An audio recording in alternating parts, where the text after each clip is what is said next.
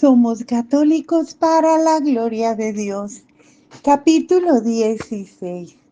¿Por qué el pez es signo de Cristo? Desde los tiempos más antiguos, la Iglesia Católica utilizó la figura de un pez como signo de Cristo. Como los cristianos sufrieron desde el siglo I hasta el siglo IV terribles persecuciones que los llevaban a la muerte, y su fe, fue necesario crear un signo que manifestara la fe en secreto, sin que los que no son creyentes pudieran comprenderlo. Así crearon la figura de un sencillo pez que en forma oculta tenía las iniciales de una profesión de fe en Cristo. Era ictus. Y con cada una de las palabras se arma, en griego se escribe IXOYLO, ictis. Con cada una de esas palabras se puede sacar una palabra nueva. Con la I es I, Jesús, Jesús. Con la C, Cristos, Cristo. Con la T, Teo, de Dios. Con la Y, Ios, Hijo. Con con la S, Soter, que significa Salvador, que se puede traducir como Cristo, Hijo de Dios, Salvador. La figura del pez acompañó a la Iglesia Católica durante varios siglos en las catacumbas. En la celebración de la Santa Misa, en los signos de los papas, etc. De estos ejemplos hay muchos en las catacumbas, en el Museo Vaticano. Sin embargo, cuando los cristianos católicos aparecieron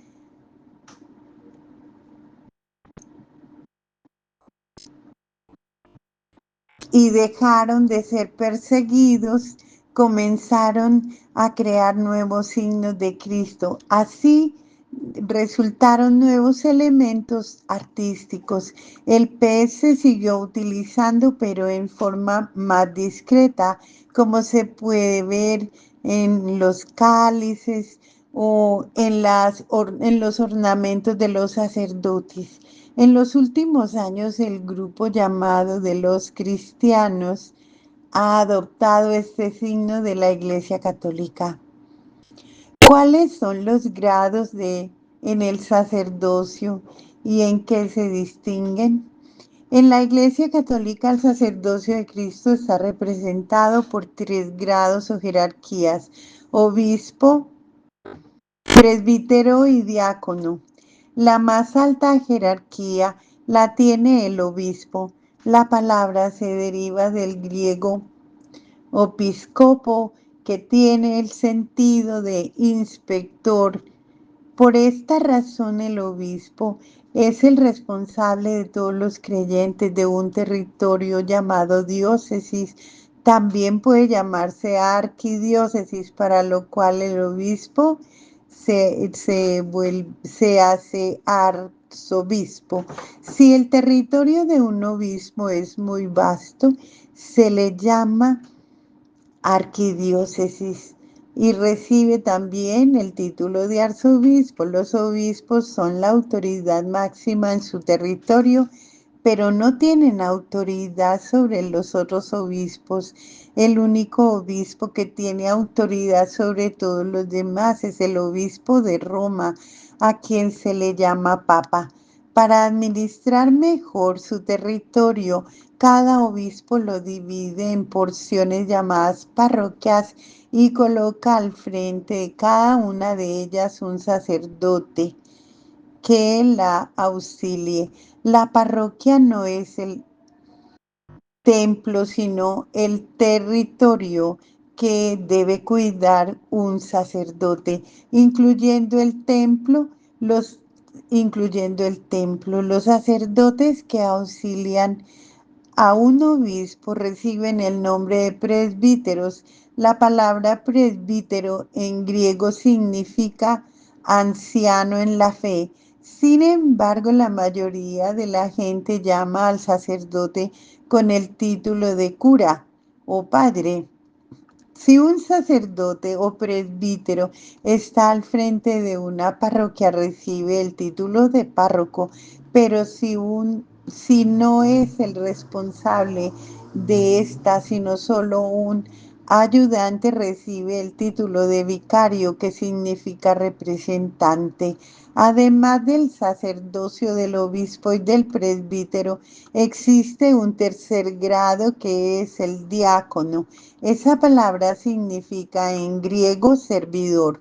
Él está al servicio del obispo y el presbítero. En lo que se refiere a los sacramentos, el obispo puede administrarlos todos los sacramentos, por lo que es él único que puede ordenar sacerdotes y obispos. Al obispo le corresponde dar el sacramento de la confirmación. En cuanto a los sacramentos, el presbítero puede bautizar, celebrar la Santa Misa, absolver los pecados, ser testigo de los matrimonios y dar la unción de los enfermos, pero no puede ordenar sacerdotes ni tampoco dar la confirmación. Únicamente puede darla si el obispo le autoriza a hacerlo. El diácono no puede ordenar, no puede celebrar la Santa Misa, no puede absolver los pecados, ni confirmar, ni dar la unción de los enfermos, tampoco ordenar sacerdotes, pero sí puede bautizar y asistir como testigo en el sacramento del matrimonio. A quienes se les llama cardenales, reciben este nombre las personas, generalmente obispos o arzobispos, elegidos directamente por el sumo pontífice como un principal consejero. Se les da en forma honoraria el título de alguna parroquia de Roma o sus alrededores. Juntos forman el colegio cardenalicio y ayudan al Papa en las principales decisiones de la Iglesia. Ante la muerte de un pontífice, queda temporalmente en sus manos la administración de la Iglesia mientras eligen al sucesor. Entre los cardenales que cuenten con la edad canónica, se elige el nuevo papa. Su vestimenta es de color rojizo y naranja. ¿Por qué todas las iglesias? No todas las iglesias son catedrales. La palabra griega cátedra significa silla. En la antigüedad solo los personajes importantes tenían derecho a ocupar una silla. Se marcaba su alta dignidad, mientras las demás personas permanecían de pie en actitud de obediencia o servicio. Los maestros se sentaban para enseñar a los alumnos, que permanecían de pie. De ahí les vino el nombre de catedráticos. El obispo, como inspector y responsable de su lugar, necesita un lugar especial desde donde enseñe, gobierne, presida las celebraciones. La iglesia elegida por él tiene su cátedra y recibe el nombre de catedral. Por ser la sede del obispo, la catedral es la iglesia más importante de una diócesis o de una arquidiócesis. ¿Y qué es una basílica? En el Imperio Romano se le llamaba basílica a un gran edificio de negocios donde se cambiaban valores, acciones, etc. Las basílicas tenían una planta rectangular con una fachada de arcos y su interior abierto con filas de grandes columnas que sostenían el techo y dividían las naves. Las más conocidas basílicas construidas por los emperadores romanos fueron la Basílica de Magencio, la Basílica Julia, cuando terminó la sangrienta persecución contra los cristianos, el emperador Constantino mandó construir una basílica sobre el sepulcro de San Pedro y la otra sobre el sepulcro de San Pablo. Esas basílicas tuvieron una función distinta a la que habían tenido anteriormente, pues se dedicaron al servicio del culto cristiano. Posteriormente se levantaron en Roma otras dos basílicas, la de San Juan de Letrán, que sirvió como catedral del Papa, y la de Santa María la Mayor, que fue el primer gran templo dedicado a la Santísima Virgen María. Estos cuatro edificios son los más venerables en la ciudad eterna y en ellos se reciben gracias e indulgencias especiales.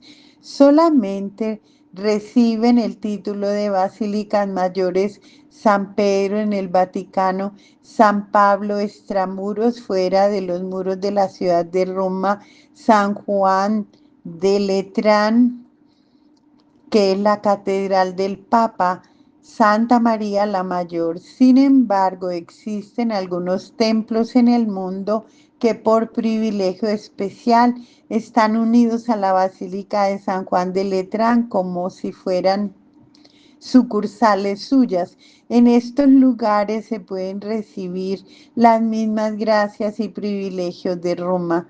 A esos edificios se les da el título de basílicas menores.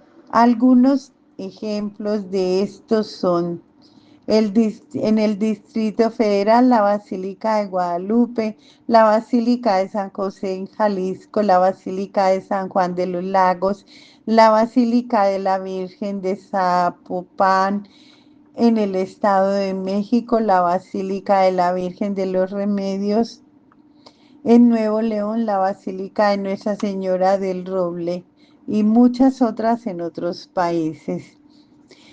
¿Cada cuánto tiempo hay un año santo? El primer jubileo fue convocado en 1300 por el Papa Bonifacio VIII.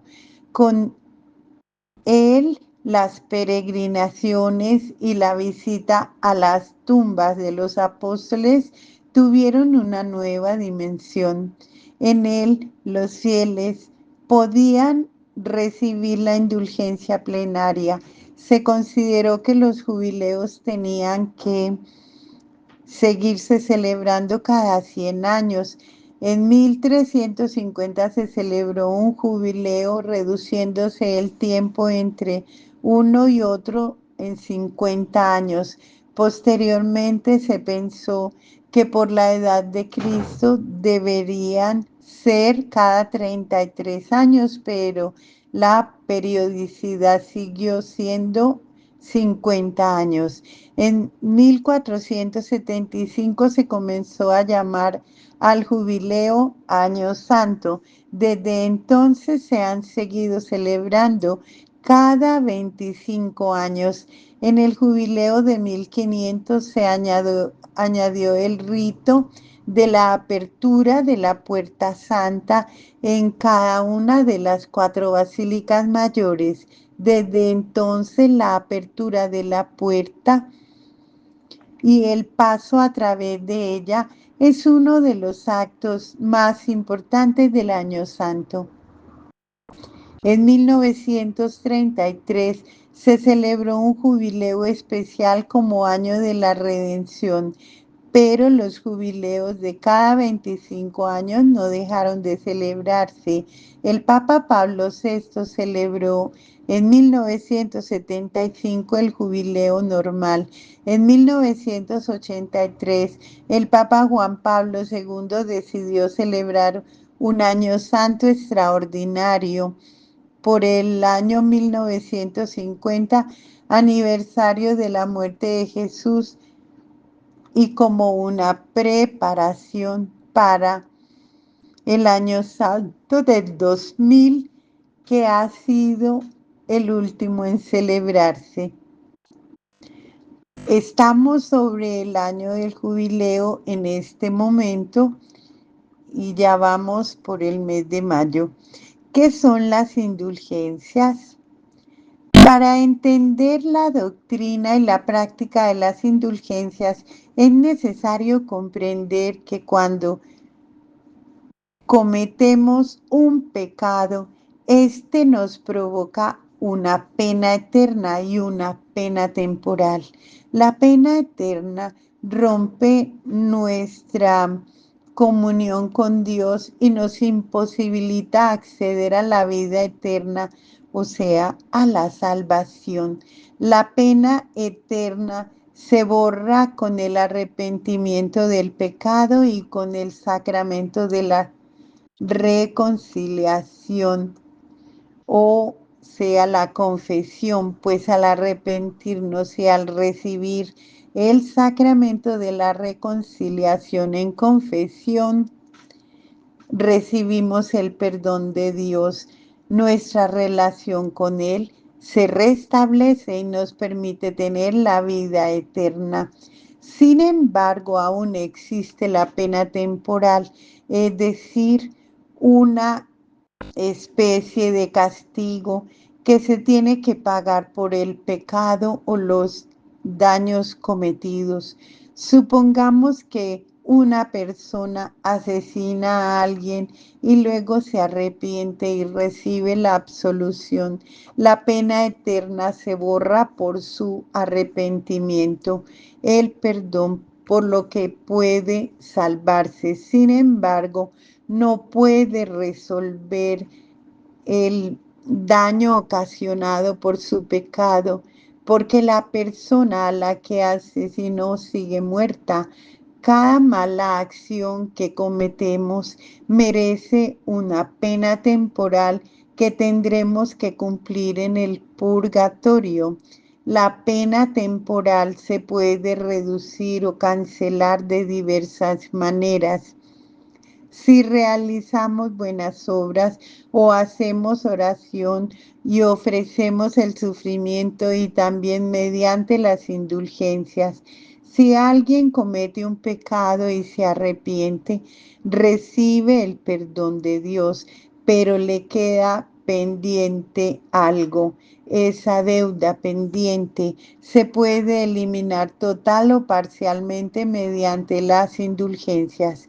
La práctica de las indulgencias se sustenta en la Sagrada Escritura y se da desde las primeras etapas de la Iglesia.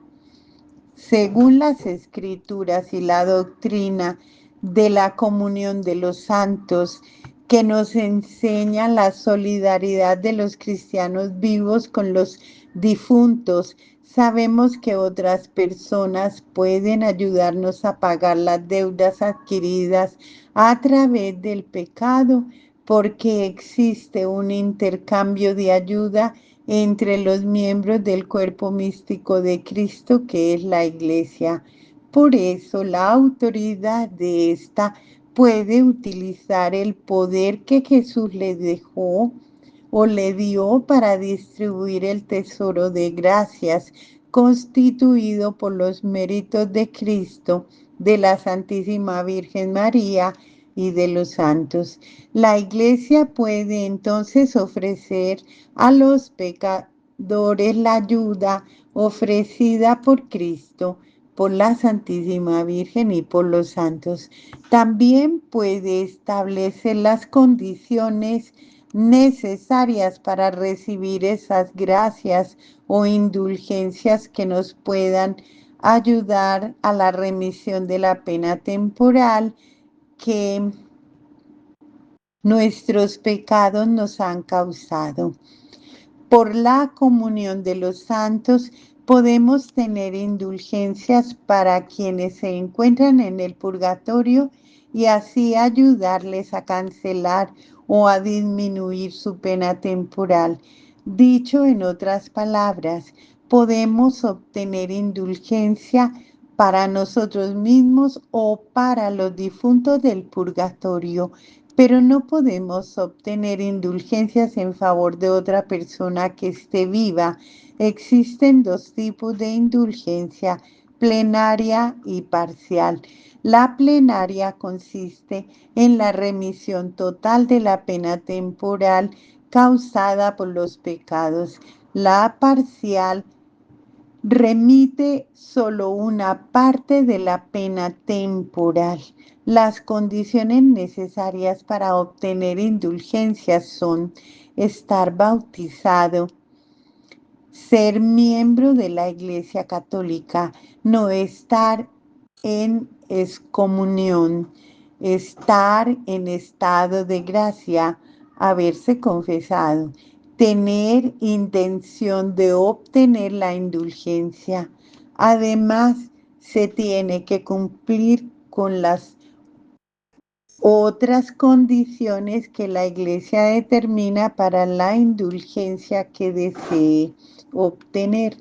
Para obtener la indulgencia parcial y plenaria es necesario el arrepentimiento de los pecados, realizar la acción requerida para dicha indulgencia. Por ejemplo, la parcial se puede obtener con una oración como la salve o con la acción de una obra de misericordia.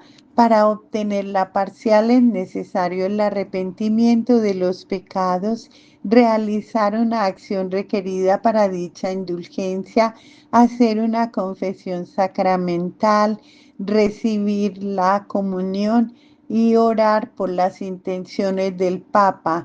La indulgencia plenaria puede obtenerse una vez por día. ¿De qué viven los sacerdotes? En el Evangelio de San Mateo, capítulo 10, versículo 10, Jesús envía a sus discípulos a predicar y les dice que no lleven provisiones para el camino, ni dos túnicas, ni calzado, ni bastón, porque el que trabaja merece su sustento.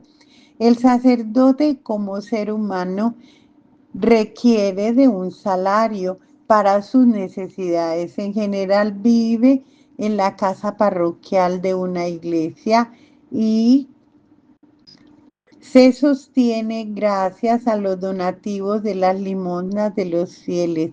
Él es el responsable de la buena administración de los bienes ofrecidos por los creyentes con los que debe cuidar y sostener y mantener el lugar de culto, hacer obras de misericordia, pagar los salarios de los trabajadores, así como los impuestos respectivos.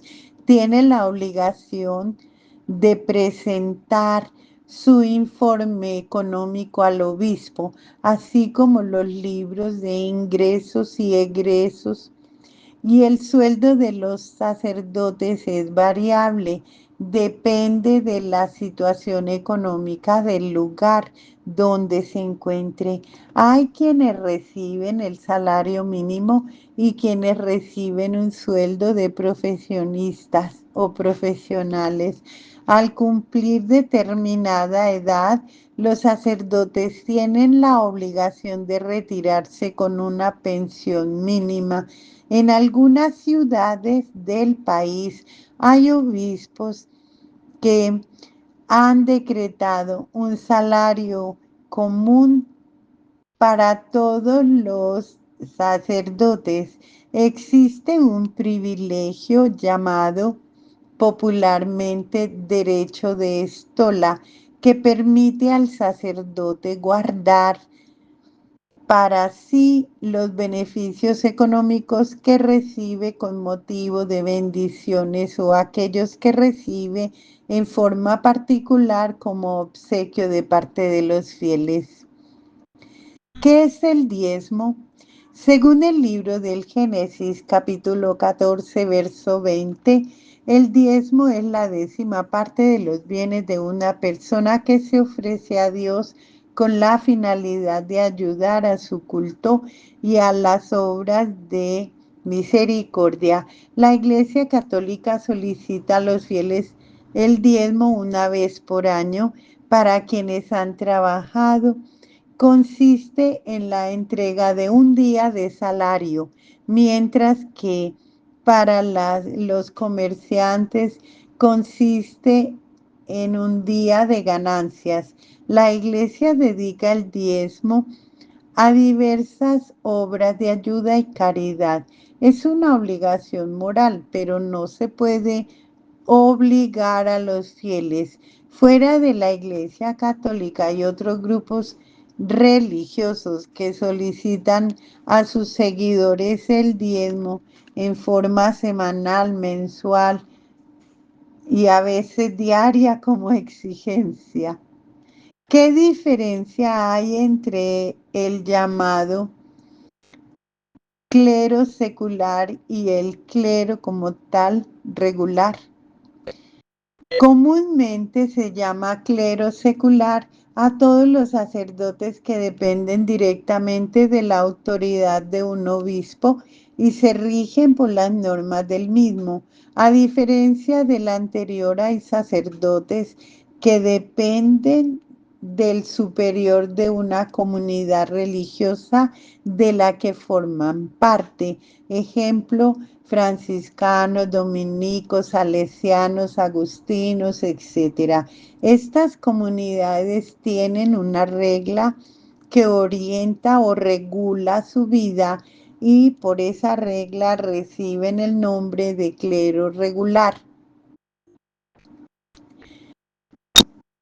Los sacerdotes del clero están obligados a trabajar únicamente en una determinada diócesis o arquidiócesis presidida por el obispo. Los sacerdotes del clero regular, al no depender directamente de un obispo, pueden ser promovidos a cualquier parte del mundo donde su comunidad religiosa tenga sedes. ¿A qué se le llama iglesia ortodoxa?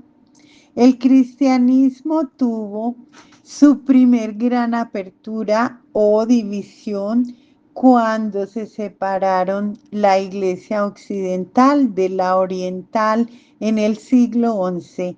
Desde entonces la iglesia oriental recibe el título de ortodoxa. Las causas de la división fueron choques dogmáticos de credo o litúrgicos de culto, pero más que estas pequeñas diferencias existía una fuerte oposición de conceptos religiosos derivados de la situación particular de cada una de las iglesias, mientras la oriental continuaba con la tradición cultural greco-romana del Imperio bizantino. La occidental, con su capital en Roma, se movía en el mundo de los bárbaros para ganar fieles. Las diferencias culminaron en la separación de Roma y Constantinopla cuando el 16 de julio de 1054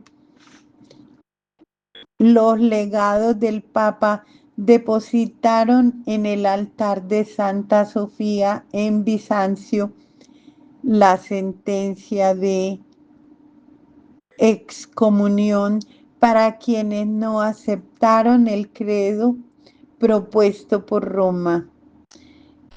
A su vez, el patriarca de Constantinopla excomulgó a los autores del documento. Esta excomunión mutua no significó un rompimiento definitivo porque hubo posteriores intentos de unidad que lamentablemente fracasaron. Con, con esa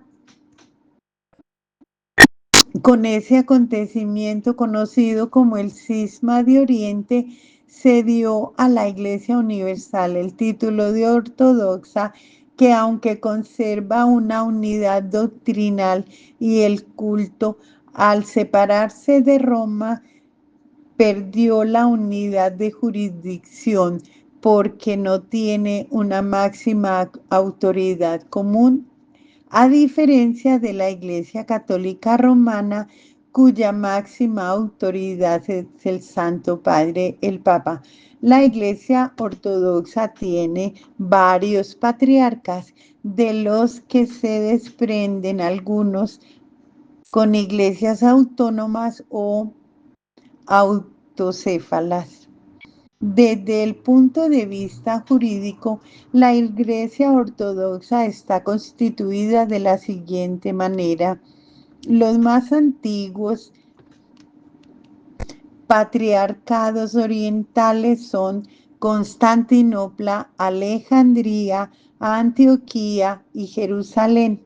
Otros patriarcados fueron naciendo y evolucionando hasta quedar perfectamente constituidos en las siguientes fechas: Moscú en 1589, Bulgaria en 1945, Serbia en 1920, Rumanía en 1925, Georgia en 1990.